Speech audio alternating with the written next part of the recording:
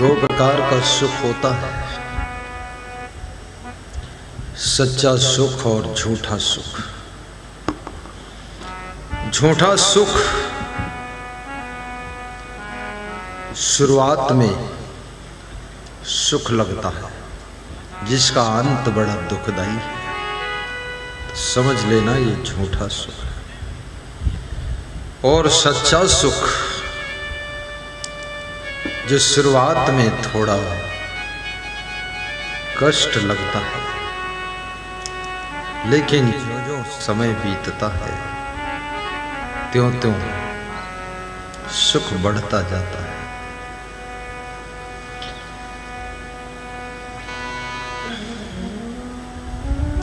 समझदार बनो,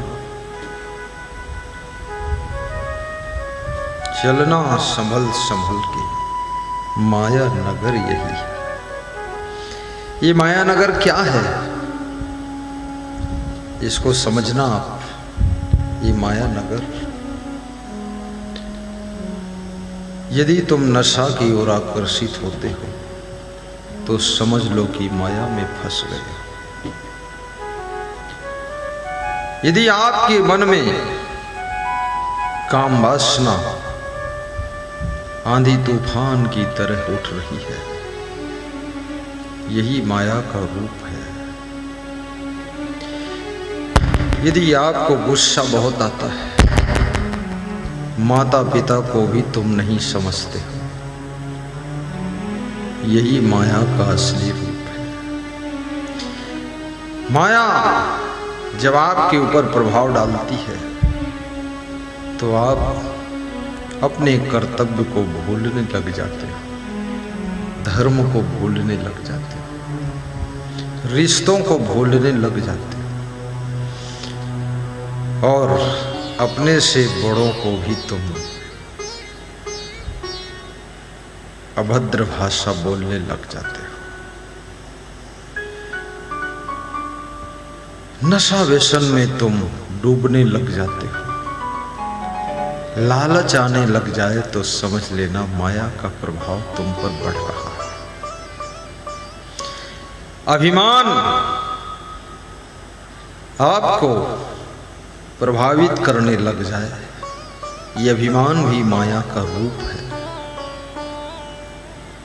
धनवान होना गुनाह नहीं है, लेकिन धन का अभिमान होना ये आपसे गुनाह करा देता है, अपराध करा देता है।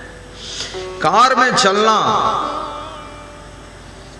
बुरा नहीं है, लेकिन अहंकार में चलना आपसे बुरा करा देता है। विमान में बैठकर उड़ना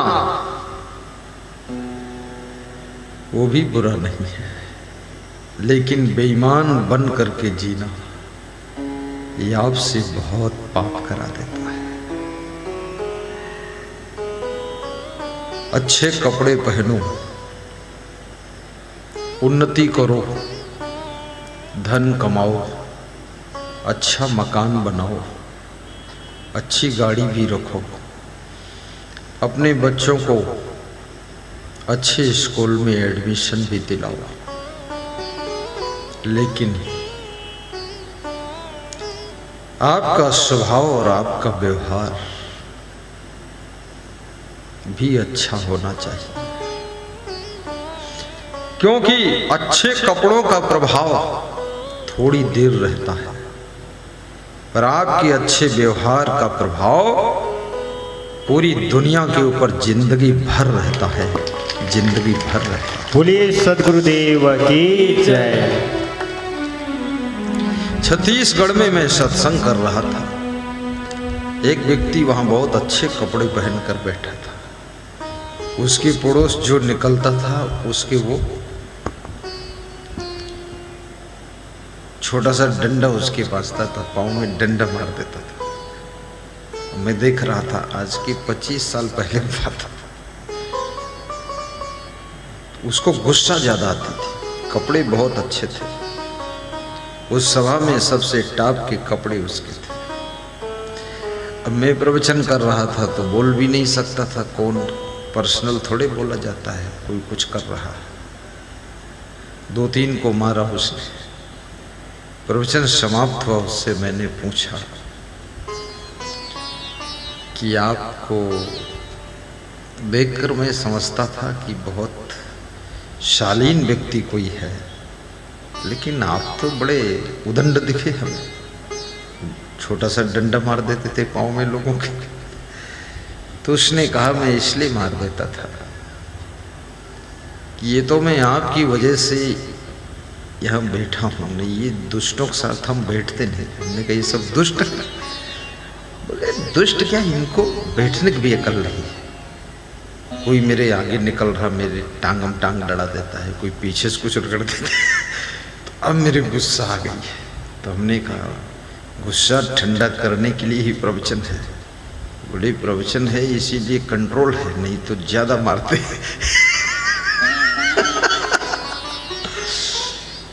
कितने लोग प्रवचन के प्रभाव से बहुत कंट्रोल हो गए, बहुत ज्यादा कंट्रोल, अन्यथा उनकी गुस्सा भी बेकंट्रोल है। कितनी स्त्रियां अपने घर में अपने पति को ही मार देती है, और पति इतना बहादुर है, महान है, मार खाता है और कभी को किसी को बताता नहीं है कि घर क्या हो रहा है। मार खाता है, लोग पूछते हैं ठीक है, सब बोले माल खाता, माल।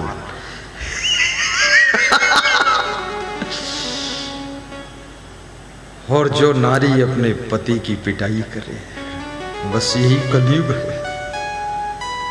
जो पति अपनी पत्नी की पिटाई कुटाई करे, गाली दे, ढकेल दे, अल्लम बल्लम बोले, ये कलयुग की पहचान है। स्त्रियों को गाली देने से आपके घर में दरिद्र आएगा। आपके व्यवहार से, आपके बर्ताव से, आपके चरित्र से, आपकी वाणी से, आपके स्वभाव से यदि आपके घर की स्त्रियां रोती रहती हैं, वो माँ हो, बहन हो, बेटी हो, चाहे बहू हो, तो याद रखना आपके घर से लक्ष्मी रूठ कर चली जाएगी और आपका घर माला माल नहीं रहेगा, धीरे धीरे कंगाल हो जाएगा, धीरे धीरे कंगाल हो जाएगा।